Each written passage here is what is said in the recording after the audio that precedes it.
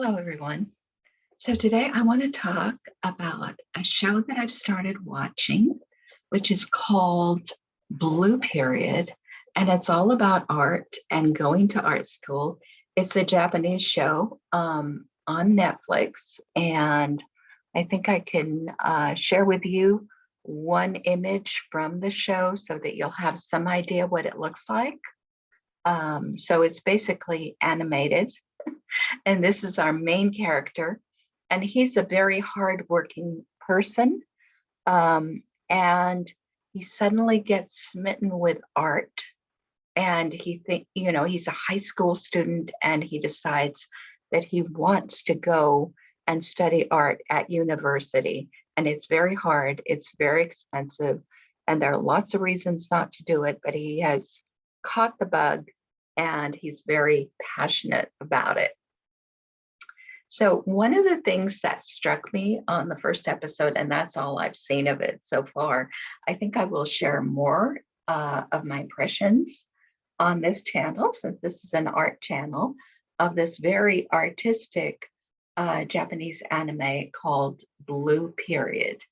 But one of the things that struck me was he went and he saw an art piece that one of the students at his high school were working on, and he was very impressed with it. He wanted to know why the skin was green, and he asked a lot of technical questions.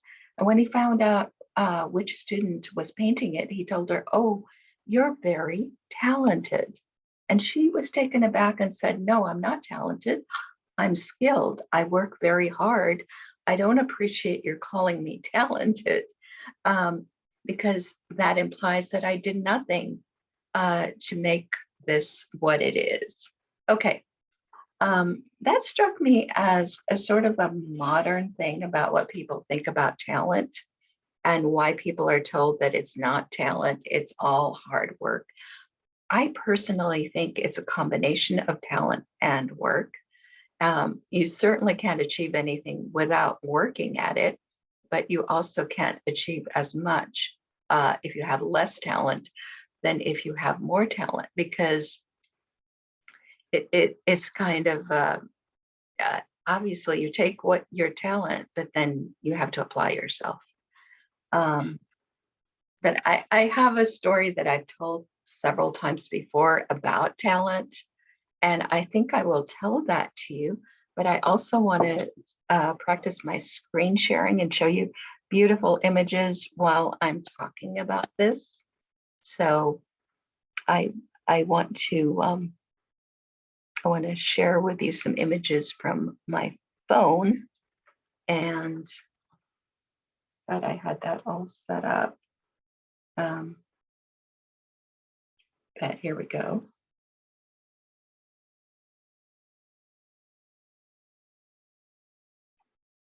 All right. So I'm going to share with you now some images that I've got. Isn't this a beautiful picture? I mean, I wish that I could paint that, but that's something that I took a picture of last night at sunset. There was a horse across the street. I wanted to take a picture of the sunset, and I saw this horse there, and it was really quite amazing to me. Such a view. I mean, it's almost magical. And I'm not at this point able to paint something that beautiful. But while you're looking at the horse, I'll talk to you about this idea of how you can compensate for not having very much talent by working extra hard. Well, it's kind of like the story of the tortoise and the hare. The hare had a talent for running. The tortoise did not, but the hare took a lot of breaks. And so even though the tortoise was very slow, the tortoise won the race, while the hare was asleep. So this is what, we're told, don't slack off, because no matter how much talent you have, um, nevertheless, uh, somebody less talented could do very well if they just continue to work at it. However, let's assume that the tortoise and the hare were actually in a competition in order to decide who was going to be a runner to protect their habitat or something like that. Okay, it's kind of a fairy tale, but anyway, if the tortoise got the job just by virtue of the fact that he was conscientious and a hard worker, but there was an emergency and a message needed to be sent very fast, then actually everybody would be doomed by the fact that they chose the tortoise on his hard work and conscientiousness, when really the hare could get the job done if he were motivated properly. So obviously motivation is a huge, huge part of being successful at whatever you're doing. And in the blue period opening sequences, what we find is that we have a main character who is very, very, very motivated to do well as an artist or as anything. He actually tries to do well at all things. By the way, this is my latest painting. You know, it's a watercolor, and I think it turned out kind of well, although the colors are very bright. And so I decided to call it Seasons in the Sun. And I already posted a short of how I painted it, but I think I can also share with you a longer version of me painting it. Let's see if I can do that. So this is me trying to paint it in real time. And we'll watch that while I talk to you about the issue of talent versus applying yourself. So I had a friend who was a music teacher, and I've told this story before. So if you've heard it before, I apologize, but many of you may not have heard it. She was a music teacher, and she believed that she could teach anyone to become a great piano a great piano player, or a reader of music, or a vocalist. And she had a teacher who taught her, who had actually been an opera singer. And of course, you have to be very skilled, very, very good to be hired by an opera company as a singer. And this woman attained to that very difficult goal that most people do not get to. And by the way, I'm not musical at all. So I'm certainly not in competition with any of those people. But she told me the story that her friend, even though knew she had less talent than the people that she was competing with, her friend nevertheless worked extra hard, stayed up nights, and was able to beat out more talented but less hardworking candidates, and eventually landed a coveted job as an opera singer with an opera company. But later she decided, it really hadn't been worth it, because every time she had to learn a new song for an appearance, she had to hire a tutor. Why? Because she couldn't just pick up the music and start singing it. She needed a tutor for languages. She needed a tutor for the music.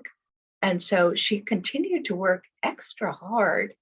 But because she had to do all of that, what she was being paid in her own mind was not enough to compensate her for all the work she was doing. So eventually she quit, and she became a vocal teacher, and she did much better as a voice teacher than she did as an opera singer. But I think this is a story that tells you why people should not work harder than they are talented. In other words, yes, you can beat out the competition. Maybe that more talented person is sleeping on the job and is not going to beat you in getting the job. But if that more talented person had the job, they could pick up the music and start singing and would not need a tutor and would not need to work so hard, and therefore would be happier in that job. So you don't want to work yourself to the bone, and then end up with a job that you're not qualified for because you don't have the talent. So talent is important. Ultimately, um, you know, an employer should check the person's talent and not just how hardworking they are. Nevertheless, of course, you do have to work hard, um, with whatever talent you've got, because it's not enough to just say, hey, I've got the talent. I don't have to try to work or improve myself or try harder to achieve goals that are just outside my reach. So I think both talent and hard work are important. And I think that maybe complimenting an artist on how talented they are, maybe that's not the thing to do.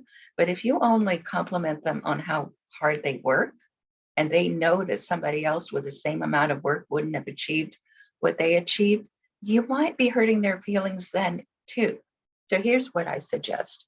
If you like a painting that someone has made, why don't you just compliment them on how beautiful the painting is or what you like about the painting?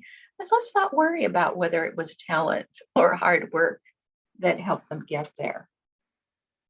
So this is me spending about 25 minutes on a piece in watercolor. And, these are the cheapest watercolors that you can get, the Crayola kind. They're intended for children, and they're just right for me because I am very sloppy and I get very dirty when I'm painting. And this is completely washable. So it's good enough for me.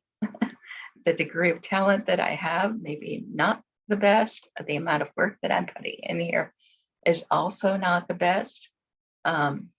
But I think that right now, for now, these watercolors are enough. It's good enough for me.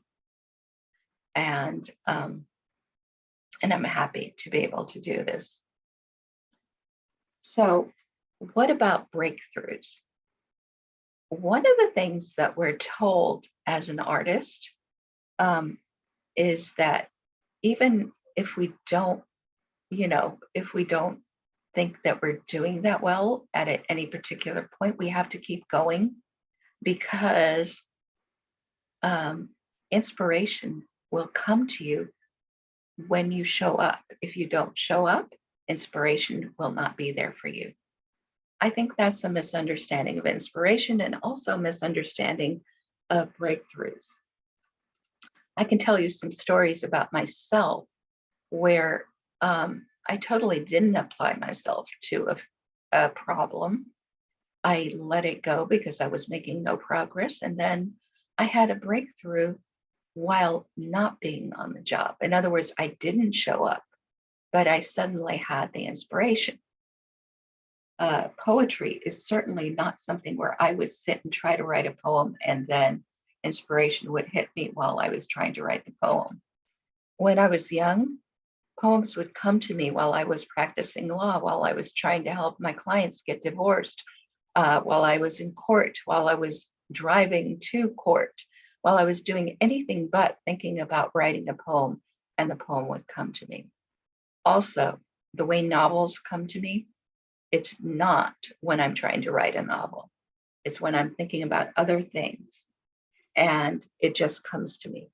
So in the same way, with regard to painting, when I do have a breakthrough in painting, I usually know that I have a new way of doing something before I actually try it.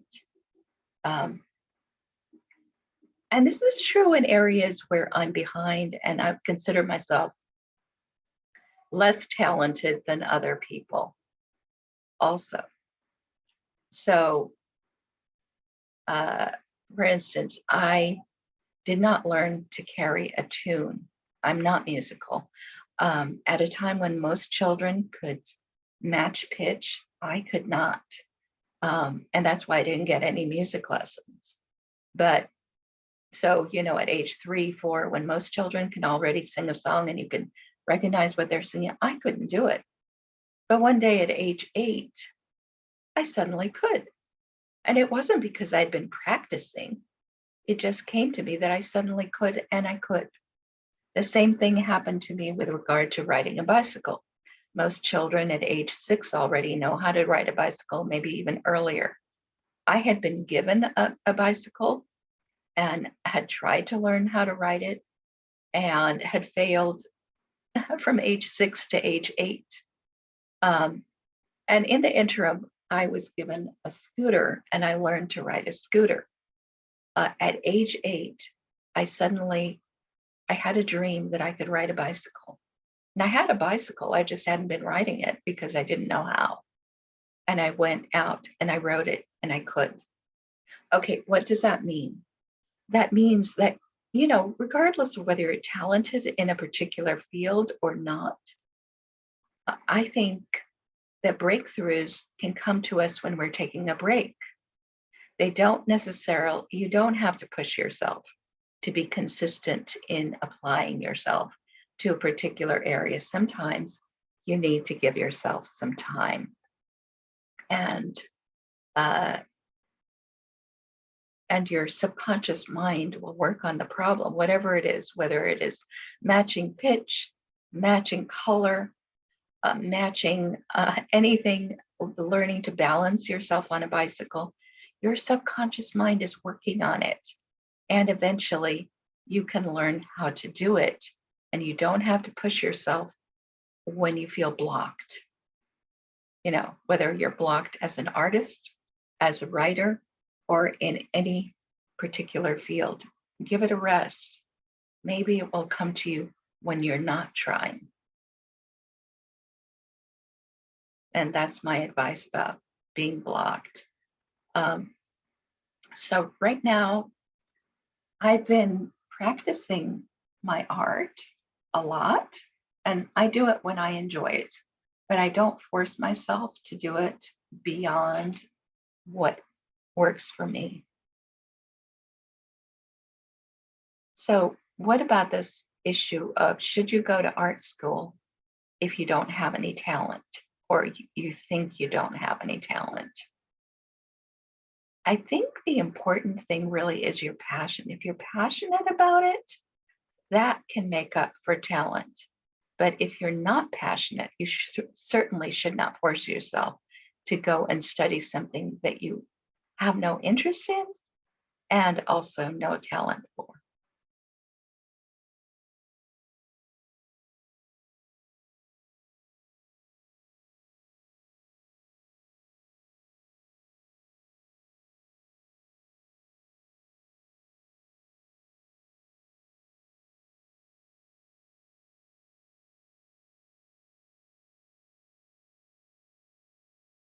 I just love these colors. They're very, very bright, and I still haven't figured out how to temper them better. And in this particular portrait, I used a lot of water. So it became one of those situations where I could tell that it was overly saturated with color, but it was appropriate for a sunny, very, very sunny summer day. So that's why I called it Seasons in the Sun. And then, of course, I used the music for that in my reel and also in my short based on this painting. But here you can see me painting it in real time. And you know what? I had trouble trying to figure out what color the shadows should be. So first I was making the shadows brown, and that didn't seem strong enough. So then I thought, well, I don't know, maybe I should make them much darker. And at one point, I went in and even tried, tried not just brown, but black for the shadows, and that didn't work. I think we haven't quite gotten to that part. But eventually, what I decided really worked for the shadows was this purple color.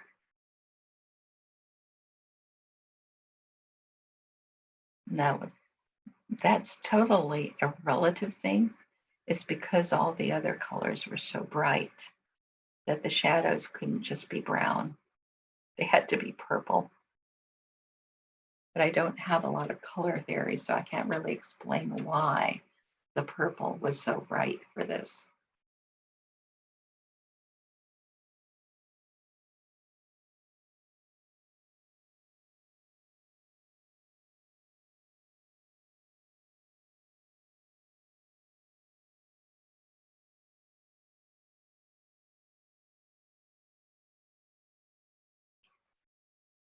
I've been allowing myself to paint more shadows on the face than I had before.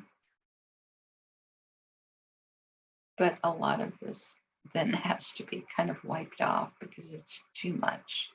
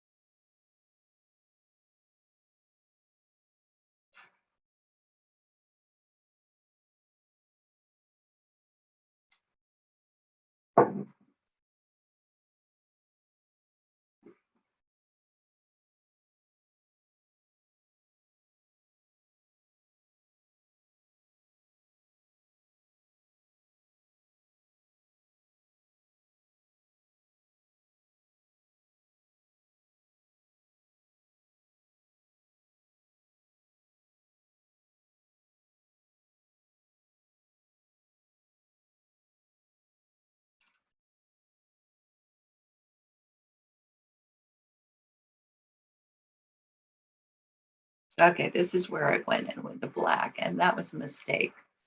Black was not the right color for the shadows, and you can tell it's just not the right color in reference to the other colors here. So I could tell, yeah, that's not right. That is not right. And I had to go back and fill it in with purple.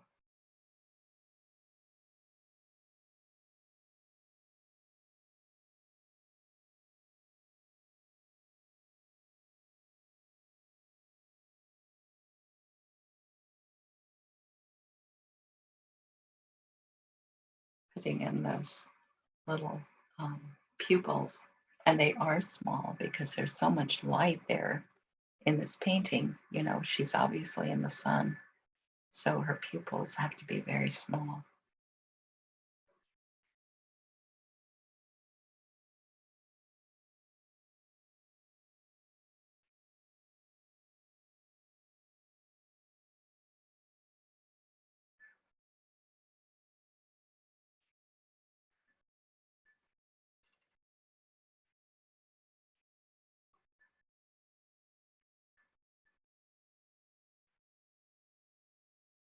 Yeah, and I'm kind of playing with the borders of the face because I'm not sure exactly where that face ends and the hair begins, because there are shadows. But the shadows should not be black, they should be purple. And here I'm building some bricks behind. Just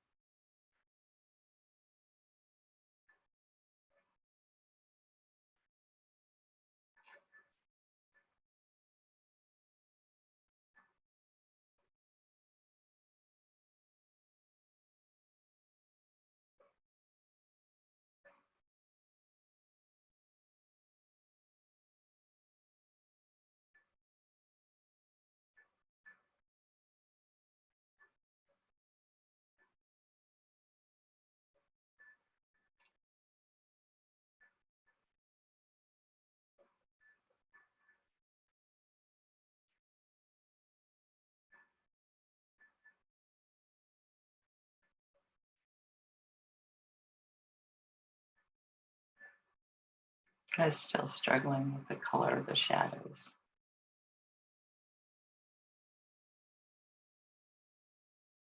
Okay, now I'm coming in with a more purple color.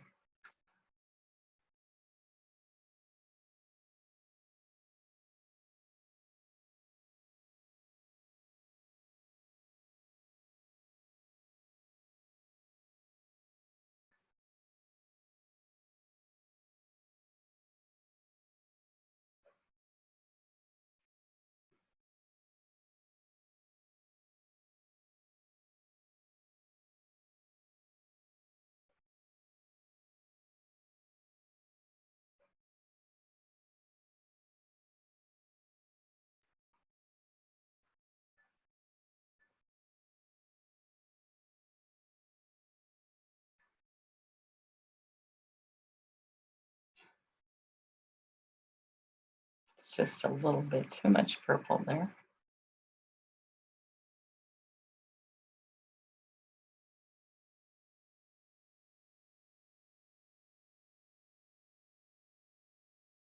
Here I'm adding a little bit of red to the upper lip.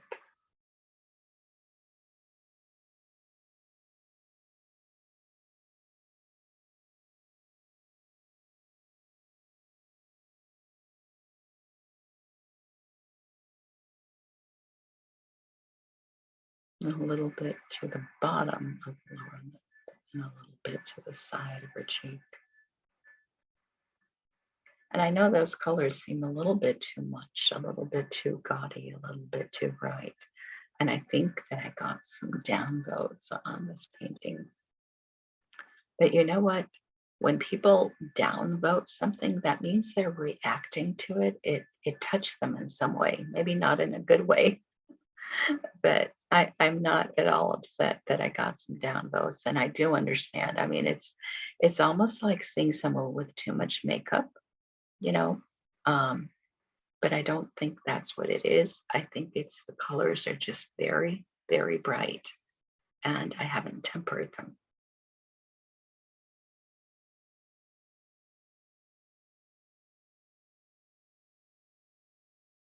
You know, not everything that I paint is supposed to be beautiful, but I think sometimes it is.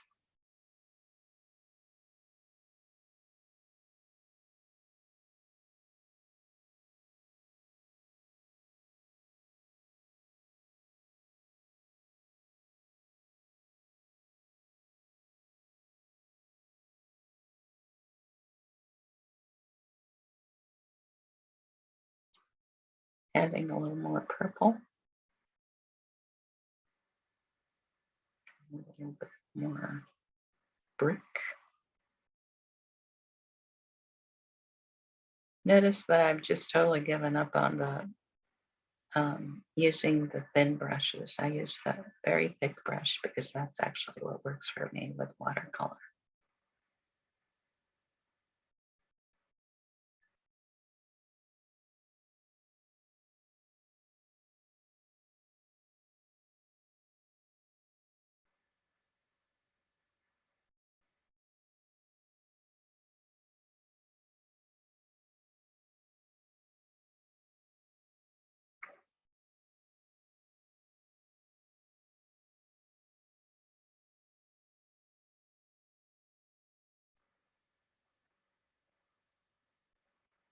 So anyway, the character in Blue Period asked why he should go to art school if, in fact, it's so expensive and it's very unlikely to get a job. And one of the main reasons is to meet up the other students, you know, their your fellow artists, and see how they do things and learn from them. So it's definitely a social thing, going to school. And you know what? For me, it's a social thing to share my paintings on here and share my ideas about painting. So see how much purple I put there? I think that purple really helps. And for some reason, if everything is in this hue, then that's the best color for the shadows. It's better than black. It's better than brown. And so at a certain point, I get to the feeling that there's not a lot more that I can do to make it be what I want it to be.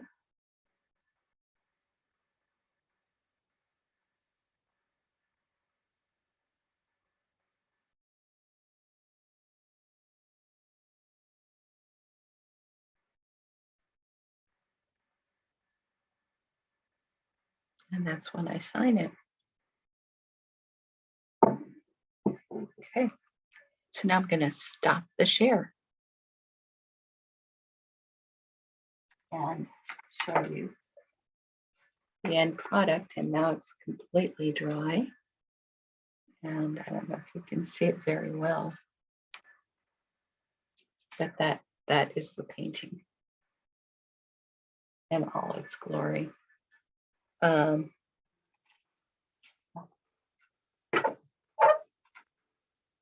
So in the comments, let me know what you think.